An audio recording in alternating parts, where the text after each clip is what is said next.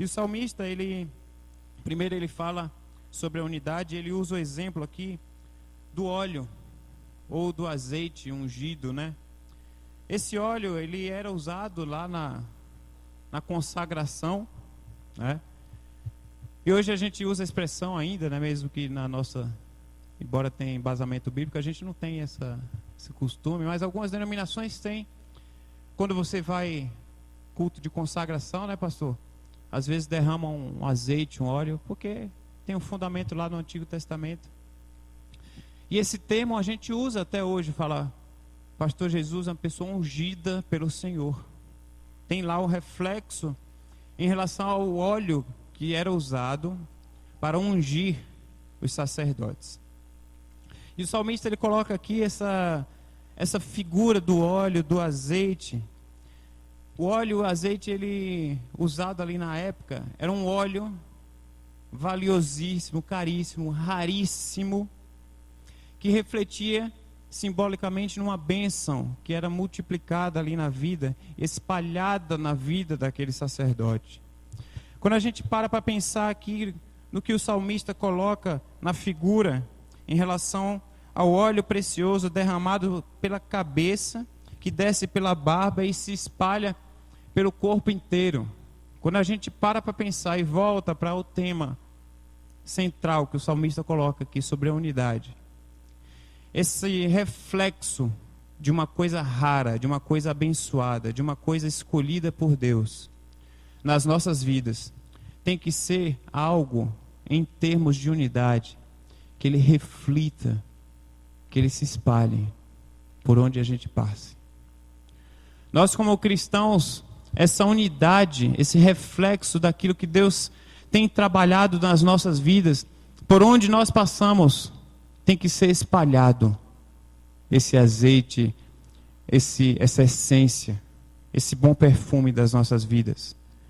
Tem que ser espalhado nas nossas vidas, refletindo na unidade que nós devemos ter como corpo de Cristo, de tal forma que a gente possa demonstrar que ela é boa e ela é agradável, como é maravilhoso, como o salmista coloca. Esse óleo, esse azeite, ele tem que ser espalhado nas nossas vidas e refletido na vida de quem estiver ao nosso redor. Essa unidade, ela é refletida também aqui, o salmista coloca como figura de linguagem, verso 3, é como o orvalho do Hermon quando desce sobre os montes de Sião.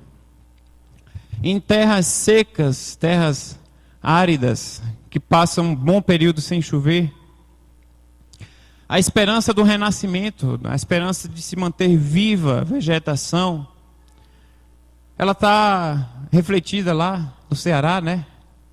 Passa aquele tempo seco no Nordeste, e aquele orvalho de manhã, aquele friozinho, aquele sereno suave, aquilo ali faz demonstrar um renascimento, um renovo, para que se mantenha viva aquela vegetação, mesmo numa terra seca, numa terra árida, numa terra sem esperança.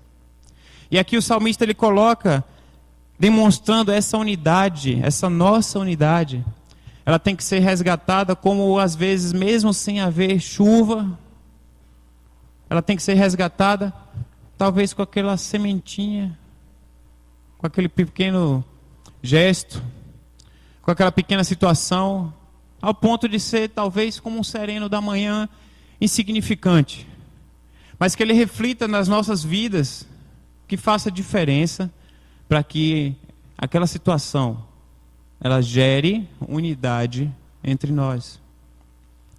Então ontem foi um dia maravilhoso e um dia que eu estou olhando aqui para os irmãos, eu creio que a maioria estava aqui ontem, eu fico feliz por isso, né? Porque a maioria que está aqui estava trabalhando ontem. E a maioria que não veio foi os que não vieram ontem. Então, todos que estávamos aqui trabalhando, participando, festejando aí, comemorando, estavam cansados, assim como eu também estou, né? Mas o Senhor renova nossas forças ao tal ponto que nós conseguimos estar aqui novamente na casa do Senhor. E a gente precisa resgatar e colocar nossa vida baseada aqui nesse salmo.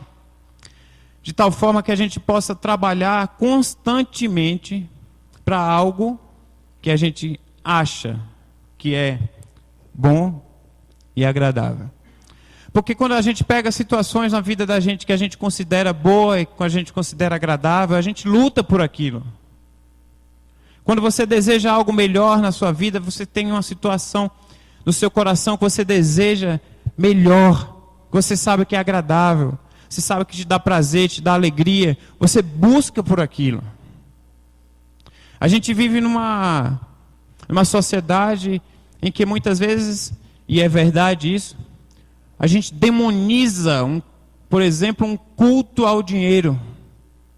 Alguém aqui cultua dinheiro? Ainda bem que ninguém levanta, deixa eu abaixar meu mão. A gente demoniza, por exemplo, o culto ao dinheiro. Mas a gente passa a vida inteira da gente buscando dinheiro. A gente vive situações que a gente busca aquilo que nós consideramos boa e agradável. Mas muitas vezes quando se fala de unidade, de corpo de Cristo, de bênção, de relacionamento, de nós vivermos como união uns com os outros, como corpo de Cristo, a gente esquece que o salmista coloca como situação que ela é boa e ela é agradável. Então ontem quem estava aqui participando, a gente viu que da nossa forma humana talvez não tenha saído as situações como deveriam ter saído, mas saíram da forma que Deus quis que saísse. Então a gente tem que ter cuidado no nosso relacionamento, na nossa unidade, no nosso falar, no nosso agir um com o outro. A gente tem que ter cuidado que tudo que a gente faça, tudo que a gente fale, seja para colaborar para essa situação ser boa e agradável, de tal forma que a nossa proximidade, a nossa afinidade, ela aumente o nosso relacionamento um com o outro e a nossa unidade, ela seja crescida a cada dia. Às vezes as palavras da gente machucam, a gente não se coloca no lugar do outro. Ontem tinha uma equipe aqui com várias mulheres trabalhando desde as 9 horas da manhã. E o comportamento de algumas pessoas me chateou, me entristeceu. A gente às vezes perde o foco do que foi proposto. Que eu falei outro dia aqui, que eu participei uma vez de um day camp, que foi bem caro por sinal. E eu só fui porque pagaram a minha inscrição, né? Porque senão não tinha ido. E naquele dia, numa chácara maravilhosa, tudo do bom e do melhor, a Gabi era pequena, tinha todo tipo de diversão para criança, tinha cavalo para andar com as crianças e só fez chover o dia inteiro. E aos nossos olhos foi horrível, né? Foi horrível. Mas a gente independe das circunstâncias para a gente se colocar diante de Deus e nós termos o nosso dia bom e agradável. A gente depende das nossas situações para a gente ter o nosso relacionamento com os nossos irmãos, para que sejam bons e agradáveis relacionamentos. Porque se meu irmão me trata com indiferença, eu posso tratar ele da forma como deve ser tratado, biblicamente falando. Não é dessa forma que você está pensando aí, não. Da forma biblicamente falando. Se meu irmão me trata mal, eu posso tratar ele bem, porque o meu desafio constante, é eu tratar bem o meu irmão. Jesus desafiou a gente ao ponto da gente amar até os inimigos. Quanto mais a gente lutar e buscar por uma coisa que é boa e é agradável. Aquilo que te dá prazer, aquilo que é agradável na sua vida, aquilo que você deseja fazer naquele dia, aquele almoço que você passa a semana inteira falando, eu vou fazer esse almoço. Você junta o dinheiro para comprar, às vezes aquele camarão, aquele peixe, aquela picanha, porque te dá prazer. Aquela feijoada, né, Nelson? Porque te dá prazer. E às vezes a gente, quando traz para o termo de relacionamento, parece que a dificuldade vem, parece que a gente se permite ser trabalhado de uma forma diferente, parece que a gente age com situações que desagrada e que nada colabora para a nossa união. Então a minha palavra hoje pela manhã, meus irmãos, é que a gente lute por aquilo que a gente considera bom e agradável nas nossas vidas. E o salmista, ele fala que é bom e agradável quando nós convivemos em união.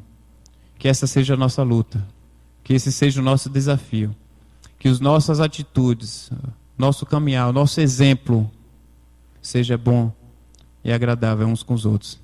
Que Deus abençoe a cada um dos irmãos essa manhã.